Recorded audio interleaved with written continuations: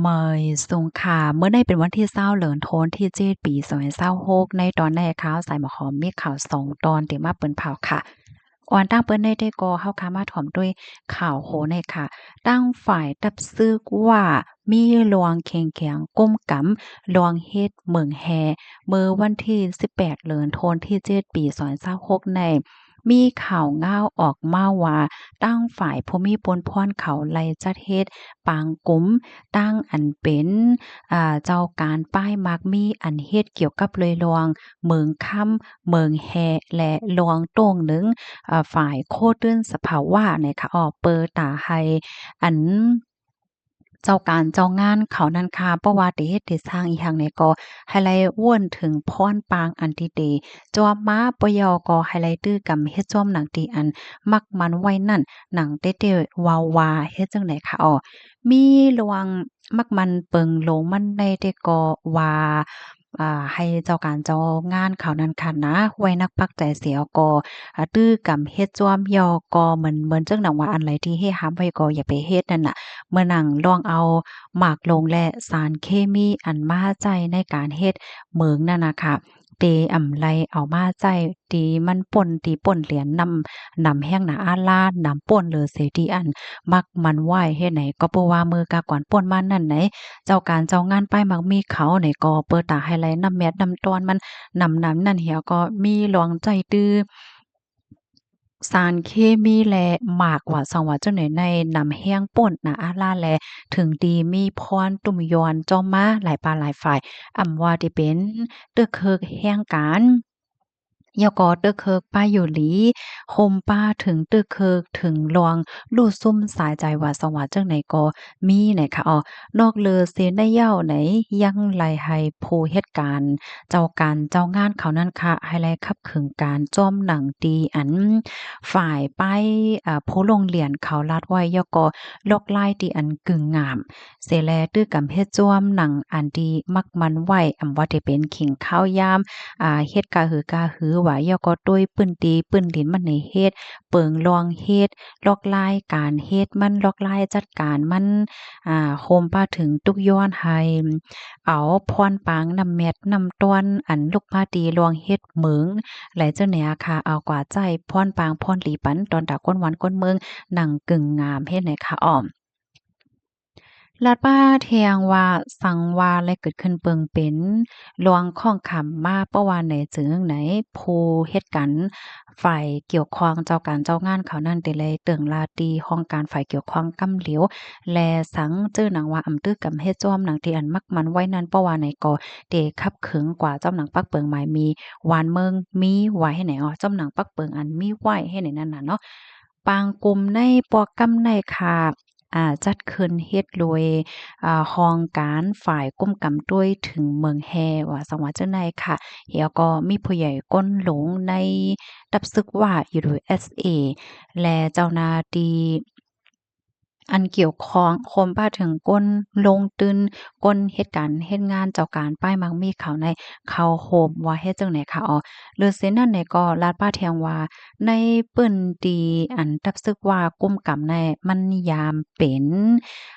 เปิ้นฮ้องว่ามันยามเป็นเพศกึ่งกลางในเหมืองละลายปอกละลายกำน่ะค่ะเนาะว่าได้เป็นลิ้นกวนปังว่าหมากแตกว่า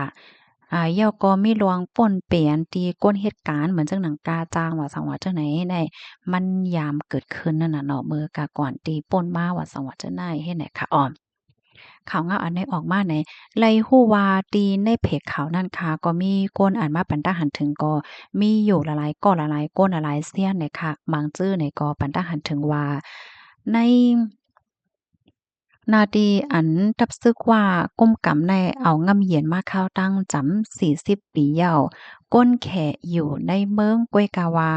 ก้นหวานพี่น้องเจ้าว่าแต่ก่อนได้อยู่จอมขอบเว้งและอยู่จอมป่าโคนำผู้ใหญ่ก้นหลงบางเจ้อเฮ็ดเมืองแฮคดคำก้อยกาก้นหวานก้นเมืองแต่ก็อำไลพรปางพรหลีอีสังเพราะว่าโหลเก็บซึกโหลซึกในซ้ำมาเอาดีก้นหวาน เอาก็หับท่ามการ เหี่ยวก็ลาดว่าเฮ็ดปันตอนดาก้นตั้งน้ำก้อยกะว่าเงินอันเฮ็ดเมืองเหไหลมานั่นซ้ำหันเอามาสร้างโรงยาปันก้นหวานก้นเมืองก้นหวานก้นเมืองปอมีเงินกมีอีหังไหลมาฟรีว่าป้องว่าก้นหวานก้นเมืองไหลจ่ายเงินให้แหนอันในก็แค่ย้อนถามอยู่ข้อเลียวว่าข้าวตั้งผ่านป่นมาหิมจำเสีย10 ปีเย้าลวงขึ้นใหญ่ตอนดาก้นเมืองได้มีติหลายว่ะส่วนไลแลพรปางพรหลีก้นวันก้นเมืองอันกึ่งดีเลยหาบนั่นมีไว้อยู่ที่หลายเนี่ยค่ะว่าอ๋อค่ะอันนี้ก็เป็นในตอนของอันที่ก้นหมังจื้อก้นวันหมังจื้อที่อันเปิ้นมีความถามเหี่ยวก็มาเตรียมที่ได้ตั้งหันถึงว่าสวัสดิ์เจ้าในให้ไหนค่ะอ๋อข้อมูลตอนในค่ะไลเปิงอิงออกมาที่โครงการข่าวสำนักข่าวชายขอบต่างวัยเนี่ยค่ะอ๋อสังว่าพี่น้องเฮาค่ะถ่อมยาวคอไหลตอนไหลที่ว่ามันแตกแรงค่ะเนาะอำนั้นก็ไข้ถ่วมไข้ยินเทียงเลอเสนในเนี่ยค่ะพี่น้องเฮาค่ะเข้ากว่าอันไรเที่ยงค่ะเนาะดีเพกสำนักข่าวชายขอบปยกเที่ยงตีหนึ่งซ้ำดีเพกว่านิวส์แลนด์ต่างวัยเนี่ยค่ะค่ะข้าวเนี่ยก็เลยปึงอิงเอาข้อมูล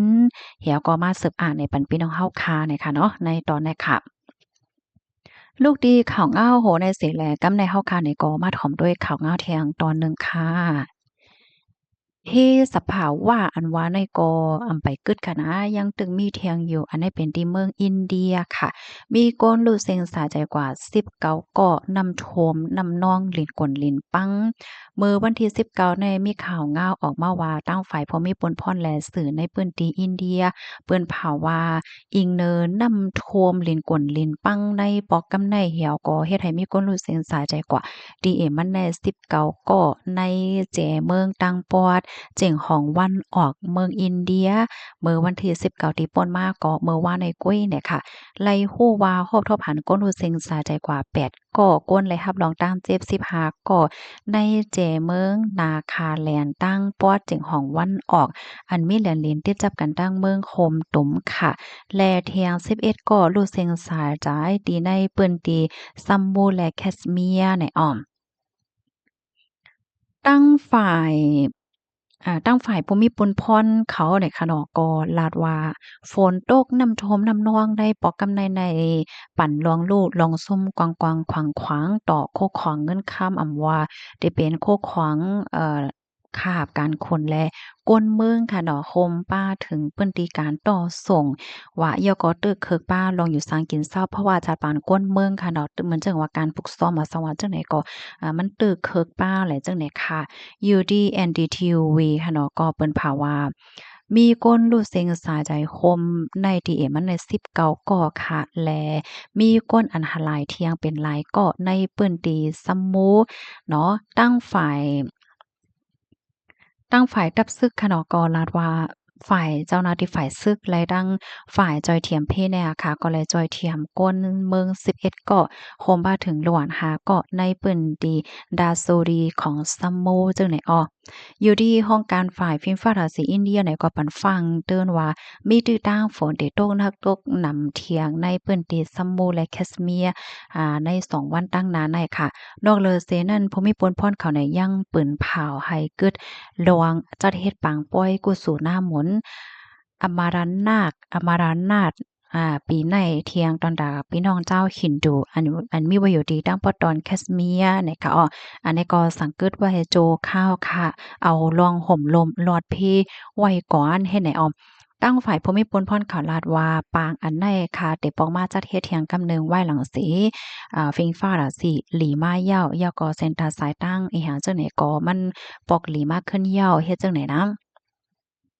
เมื่อปีที่ป่นมาในคณะพี่น้องเจ้าหินโดมอกสีเสียนก็ในอ่อนกันมาเข้าโฮมปังเฮ็ดกุศลตั้งหลีอมารานาคเนี่ยเนาะก็จัดเฮ็ดหึงมอกหนึ่งเลินจึงได้เฮ็ดให้ค่ะว่าในตั้งฝ่ายบ่มีปนพรเขาเนี่ยก็ไล่สั่งกึดลองออกข้าวตั้งกว่าเฮ็ดกุศลตั้งหลีของพี่น้องเจ้าหินโดกว่าเทียงดีเทวสถาน Vaishnaveti ย่อน้อมค่ะ Vaishno Devi ในสมุอันเป็นเปิ้นตีที่อันมีคนอ่อนกันกว่าเฮ็ดกุสู่ตั้งหลีในเป็นหลายล้านเกาะใน1 ปีในป้าแทงลูกกว่านเฮ็ดจังไหนเอาข้อมูลตอนในกอค่ะเลยเปิดมาที่ห้องการข่าว CNA ต่างไว้ค่ะเพราะว่าเฮาค้ามาด้วยที่เมืองอินเดียค่ะเนาะเปิ้นก็มีปางเฮ็ดกุสู่ตั้งหลีว่าสังว่าจังเนี่ยเนาะบางที่บางปางเนี่ยก็มีคนกว่าเขาโฮมและจังไหนตั้งนำตั้งหลายเฮ็ดจังไหนค่ะพี่น้องค่ะถ่อมขาโคในเอาหันเถิงจังหือพอง เพราะว่ามันลาดเกี่ยวเลยลวงอินเดียเนี่ยจึงไหนก็คกจะเลยพี่น้องใต้เฮาค่ะอันมีไว้อยู่ดีเมืองอินเดียค่ะเนาะที่เมืองอินเดียเนี่ยก็มีพี่น้องใต้อยู่เศร้าตั้งนำค่ะเนาะ เหมือนจังหนังพี่น้องใต้คำตีเนาะพี่น้องใต้ผาเกพี่น้องใต้อาโฮมเลยจังไหนนะเฮาก็เลยฮู้ว่าพี่น้องใต้ตั้งปอตอนเมืองอินเดียเนี่ยเปิ้นก็วนถึงพี่น้องใต้เฮาอันอยู่ไว้ที่เมืองใต้ค่ะเนาะเปิ้นก็จมซื่อเปิ้นฮ้อว่าจังเหอเปิ้นก็ยังนับสอนว่าเฮาเนี่ยเป็นพี่น้องกันอยู่เฮ็ดจังไดนะอ๋อค่ะก็ย้อนให้พี่น้องเฮาเขาอยู่ที่แหลตั้งแหลเส็มว่าค่ะเนาะก็ให้ ลอดเพกันไหนข่าวยินจมก็ดีฮับถอมปันแห้งค่ะบายสุงค่ะ